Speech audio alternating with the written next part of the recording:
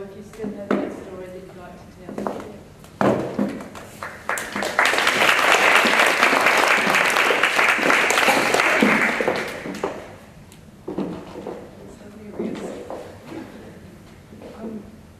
My story has two parts. Yeah, what's your name? One is Catherine, Oh, and they're both about fractured connection.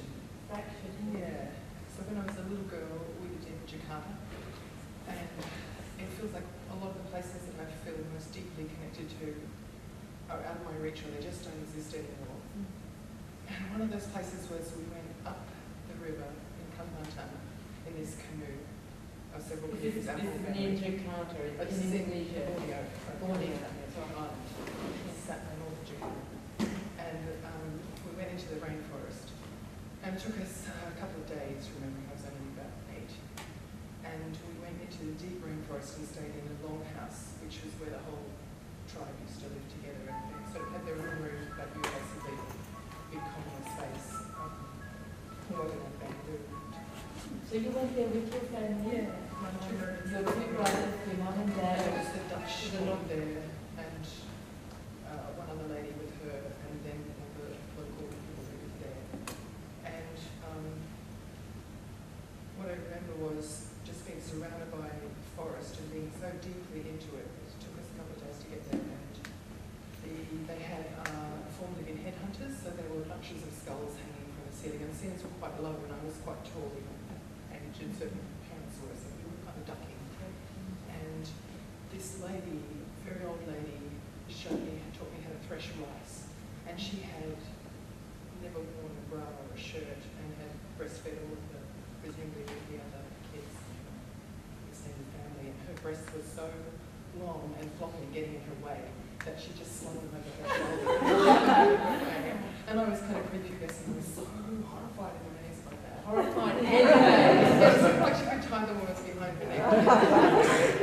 And the second part of my story. And Just before you go to the Yes. second part, so this place, what was it called again? In the anyway, in the what apart from this woman, what were the images or the sounds or the smells or the there's been arrows and spears and just a sense of people slipping between things and things being half unseen, half seen behind the, like you couldn't see a very great distance, everything was close. And the sense of people and that there, but you couldn't see them and quite enclosed. And interwoven, so dependent plants growing up, bigger trees.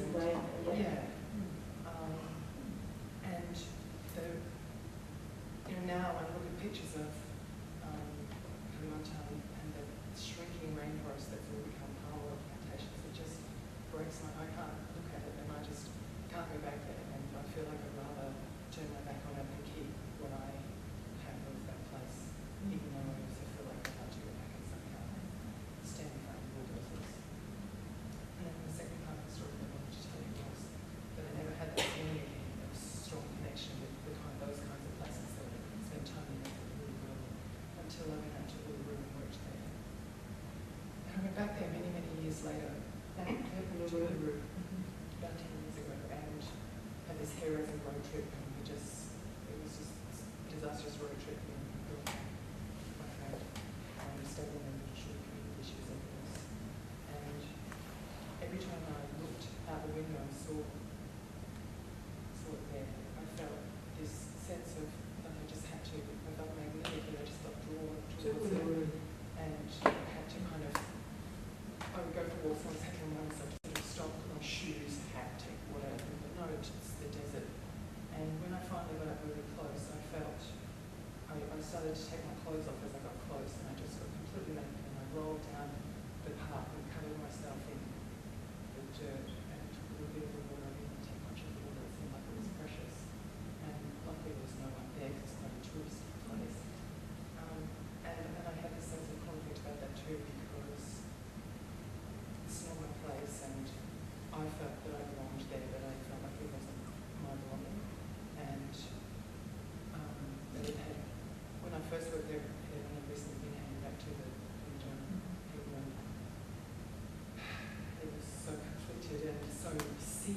by sort of swarms of people who approach it through a lens of some kind, or who stand there with the role and watch the sun go down.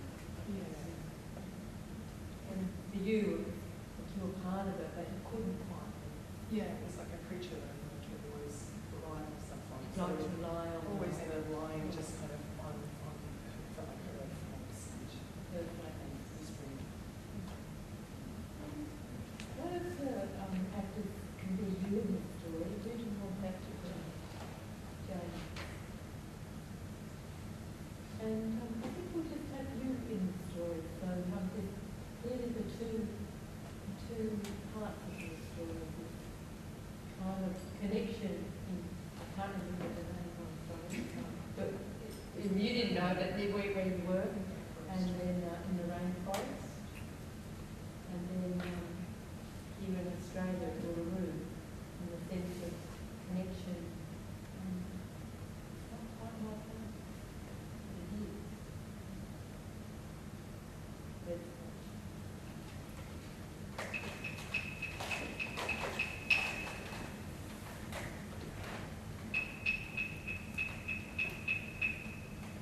no.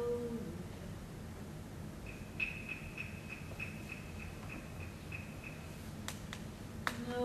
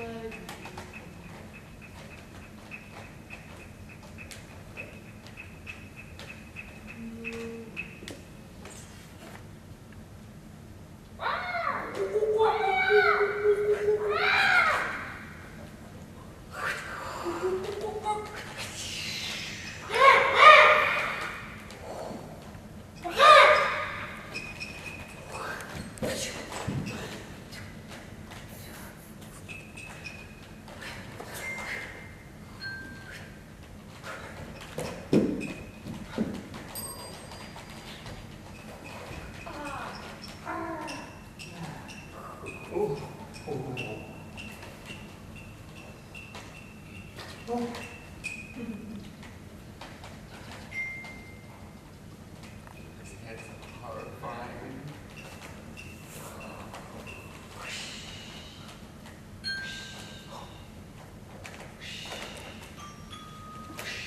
Do you sit that low? Can you enjoy a little more? Do you sit that low? Can you enjoy a little more? Do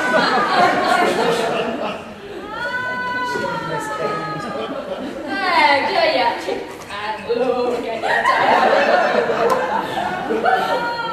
Maybe one day.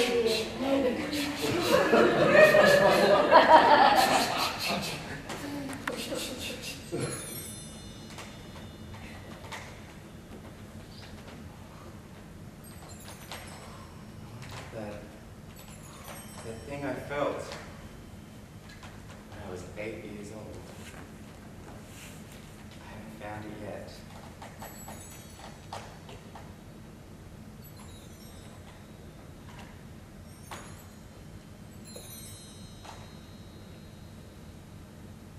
I feel the magnetism in the air. It's pulling me.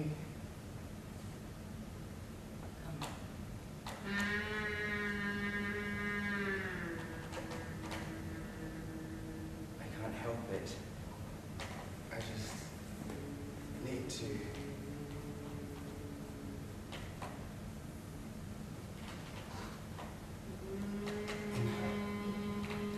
I just.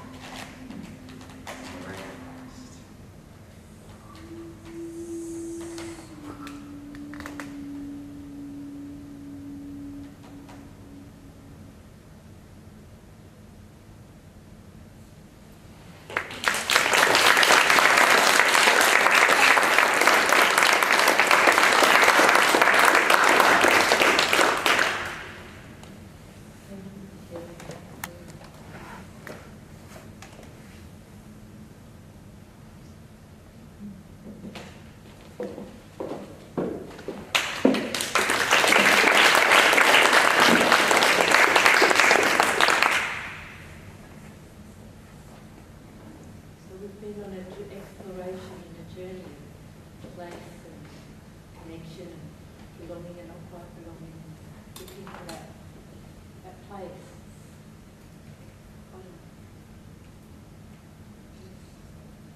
So to finish, we're going to have There Once Was, and our performers will give us a bit about playing back tonight's performance and the real stories and appreciation. There Once Was.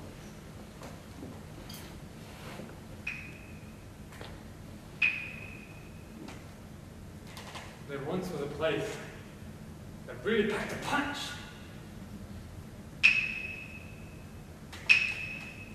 There once was the thunder of some bagpipes.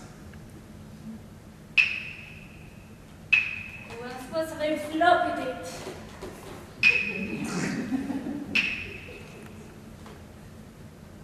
There once was green grass to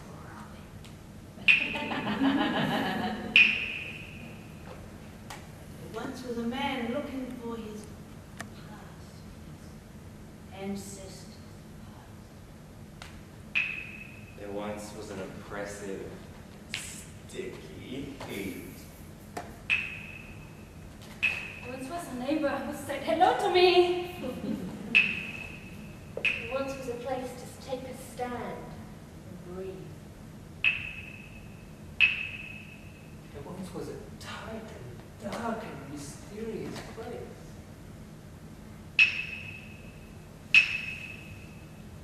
There once were a lot of heads in the ceiling. So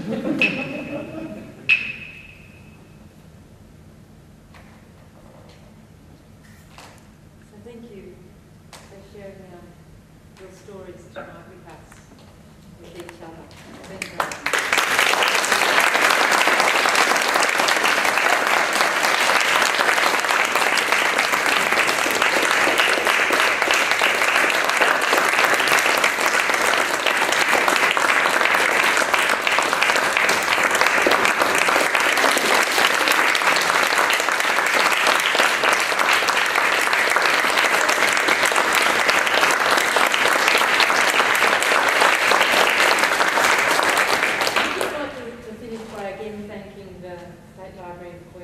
Well, I was just going to get up and say, I just thought that was incredible, and I just want to thank you guys for coming to the library.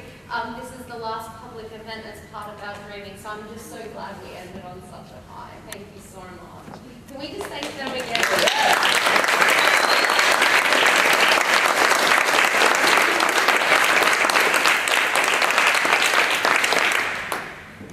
Normally we have tea and coffee at the end of a performance, but not tonight.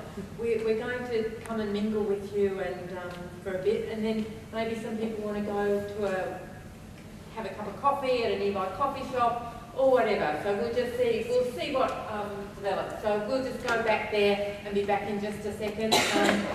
We normally perform in different places. I think our next performance will be at Metro Arts sometime in June, but we haven't got a definite date. But just look at Red Thread Stories website, and that will have information on it about our performances. So again,